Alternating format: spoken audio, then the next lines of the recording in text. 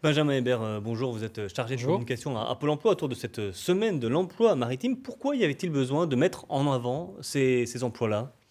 On oublie un petit peu qu'on est entouré d'eau et que le secteur se porte bien et recherche en fait des salariés et un certain nombre de salariés, notamment en CDI. C'est ça l'objectif de cette semaine de l'emploi maritime, c'est de recruter? Alors c'est de recruter, mais c'est aussi de faire découvrir des métiers auxquels on ne se dirigerait pas forcément. Donc c'est pour ça que les entreprises jouent le jeu, ouvrent leurs portes, ce qui est l'occasion pour des demandeurs d'emploi de venir discuter avec des salariés, de discuter de leur métier, mais aussi de peut-être de se tourner vers ces métiers auxquels ils n'auraient pas pensé. Quel métier précisément ça recouvre?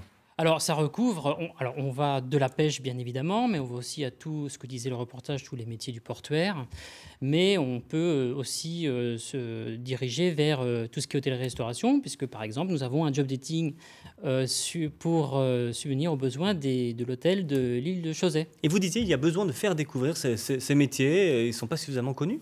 Non, ils sont pas. Alors, ils sont pas suffisamment connus. Peut-être aussi parce qu'ils avaient une mauvaise image.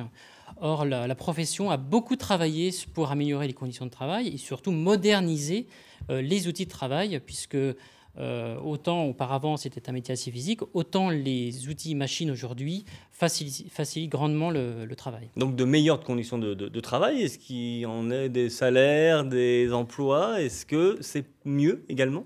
Les salaires sont mieux et même dans le secteur de la pêche, on pense peut-être que le secteur de la pêche rémunère mal. En fait, il rémunère très bien, même si effectivement les conditions de travail sont difficiles, hein, on ne le nie pas. Alors vous parlez de la pêche, vous avez parlé de l'hôtellerie, aussi des niches auxquelles on ne pense pas, comme les métiers de la thalasso, ça fait partie aussi de l'emploi maritime. Oui, alors on organise justement des visites à la thalasso de Ouistreham et puis de Cabourg cette semaine pour que les demandeurs d'emploi puissent venir découvrir tous les métiers liés à la thalassothérapie et qui recrutent régulièrement. D'accord, pour tous ceux qui voudraient découvrir ces métiers cette semaine, comment on fait?